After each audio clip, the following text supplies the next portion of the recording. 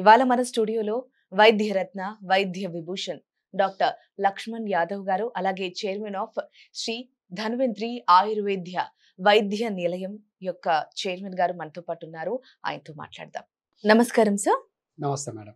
Sir, పక్షవాతం ఉన్న వాళ్ళు త్వరగా లేచి నడవాలంటే ఎలాంటి రెమెడీస్ ఫాలో, అంటే ఎలాంటి రెమెడీస్ ఉంటాయో చెప్పండి, ఎలాంటి చిట్కాలు పాటించాలో కూడా చెప్పండి. Yes madam.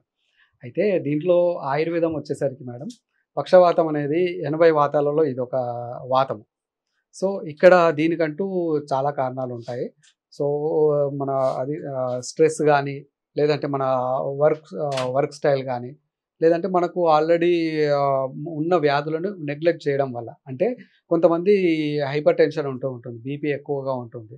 సో అలాంటి వాళ్ళు ఎలాంటి ఔషధాలు సేకరించకుండా, అంటే ఏదో వాళ్ళు నెగ్లెక్ట్ చేస్తూ ఉంటారు.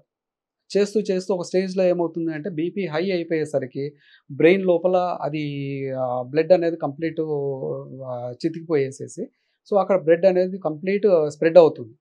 స్ప్రెడ్ కావడం వల్ల ఆ బ్రెయిన్ సిగ్నల్స్ అనేది మనకు శరీరానికి అందదు.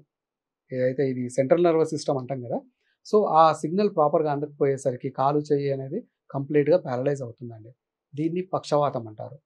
సో పక్షవాతము, ఏకాంగవాతము, సర్వాంగవాతము అనేది, అర్ధము అనేది దీంట్లో భాగాలుగా ఉంటాయి. అంటే ఓన్లీ ఫేస్కి వచ్చేది ఫేషియల్ పారాలసిస్. సో కొంతమందికి 2 కాళ్ళు రాదు, అంటే సెన్సేషన్ ఉండదు. సో కొంతమంది కాలు చేయి మాత్రమే ఉండదు. సో ఈ కనుగుడ్లు కూడా ఒక వైపు వెళ్ళడం కూడా డైవర్ట్. అవునండి. దాంట్లో కండిషన్స్ అంటే ఎక్స్ట్రీమ్ లెవెల్స్ లో ఉన్నప్పుడు ఒక్కొక్క స్టేజ్ ఆ పక్షవాతం అనేది మైల్డ్ పారాలసిస్ ఉంటుంది, సివియర్ పారాలసిస్ ఉంటుంది. సో కొంతమందికి ఆ స్ట్రోక్ చాలా ఎక్కువ అయ్యేసరికి కోమా కూడా వెళ్ళిపోతారు. కోమా డెత్ అనేది ఆ విధంగా కంటిన్యూ అవుతుంది. మెయిన్ కారణం ఏంటి సార్? సో ఇది పిత్తం అనేది ఎక్కువగా పెరగడం, శరీరంలో పిత్తము అనే దోషము పెరగడం. అనగా ఆ పిత్తం అనేది ఏమవుతుంది అంటే ఆ హీట్ అనేది ఎక్కువ పెరగడము, రక్తంలో ద్రవం అనేది ఎక్కువగా చేరడం వల్ల బీపీ, బ్లడ్ ప్రెషర్స్ ఏవైతే లెవెల్స్ ఉన్నాయో అవి స్థాయికి మించి ఎక్కువగా అయిపోతాయి అన్నమాట. ఎక్కువ కావడం వల్ల మన బ్రెయిన్కి సప్లై చేసే ఏవైతే బ్లడ్ వెజల్స్ ఉంటాయి కదా, అవి చాలా సన్నగా ఉంటాయి. సో సన్నగా ఉన్న ఆ బ్లడ్ వెజల్స్ నుండి ఎక్కువ రక్త ప్రసరణ జరిగేసరికి అవి చితికిపోతాయి. ఆ ప్రెషర్ తట్టుకోలేవు. సో ఆ ప్రెషర్ తట్టుకోక అక్కడ చితికిపోవడం వల్ల బ్రెయిన్ అనేది చిన్న అంటే 1 mm చాలా డిఫరెంట్ ఫంక్షన్స్ అనేది దానికి కేటాయించి ఉంటాయి అన్నమాట. సో కొంతమందికి ఏ ఏరియాలో వచ్చిందో దాని ప్రకారం ఆ అవయవం పని చేయకుండా ఉంటుంది. దీనికి స్ట్రెస్ కూడా ఒక కారణం. స్ట్రెస్ కూడా కారణమే మేడం. స్ట్రెస్ కూడా కారణమే. ఎందుకంటే రెగ్యులర్ స్ట్రెస్ వల్ల ఏమవుతుంది, మన బాడీ డైజెస్టివ్ సిస్టమ్ అనేది సరిగా పనిచేయదు. సో మనం టైంకి ఆహారం అనేది తీసుకోము. తీసుకున్న ఆహారం జీర్ణం కాదు. జీర్ణం కాకుండా హార్ట్ బర్న్స్ ఇవన్నీ అవుతూ ఉంటాయి. అవుతూ ఈ స్ట్రెస్ అనేది ఎలా ఉంటుందంటే, మాకు చిన్న వ్యాధి ఉన్నా కానీ దాన్ని పెద్దగా కొంతమంది సైకలాజికల్గా ఫీల్ అవుతూ ఉంటారు. ఏదో అయిపోయింది, నాకు ఏదో అయిపోయింది అనే ఆ టెన్షన్లో ఉండడం వల్ల ఈ స్ట్రెస్ లెవెల్స్ ఎక్కువ తక్కువ కావడంతో, అంటే బ్రెయిన్కి బ్లడ్ తగ్గిన ప్రాబ్లమే, పెరిగిన ప్రాబ్లమే. సో ఆ 2 కారణాల వల్ల ఈ పక్షవాతం అనేది వస్తుంది మేడం. సో దీంట్లో ఆయుర్వేదంలో దీనికి అనేది చికిత్సా సూత్రం వచ్చేసేసి స్నేహనం స్వేద సంయుక్తం పక్షవాతే విరేచనం అంటారు. అంటే దీనికి అనేది కొన్ని ఆయిల్స్, స్నిగ్ధ విరేచనం అంటే ఆముదం ఉంటుంది. సో ఆముదాన్ని ఆ వావిలి చెట్టు అనేది ఆకు ఉంటుంది మేడం. సో వావిలి ఆకు రసంతో అంటే ఒక 1/2 లీటరు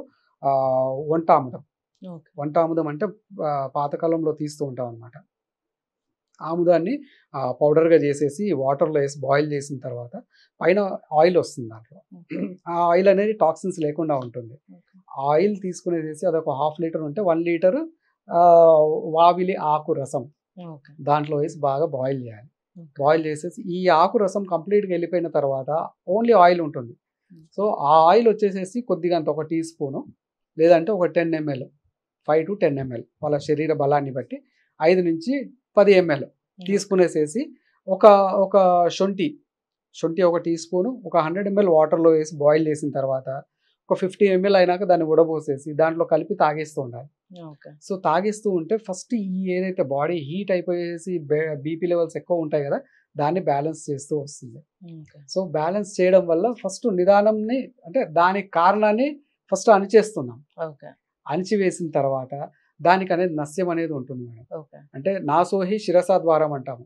ఓకే. అంటే ముక్కు శిరస్సుకి ద్వారం లాంటిది, ఒక డోర్ లాంటిది. ఓకే. సో దాంట్లో వచ్చిన ప్రాబ్లమ్ని సాల్వ్ చేయడానికి నస్యం అనమాట. అంటే ఒక మెడికేటెడ్ ఆయిల్స్ ఉంటాయి.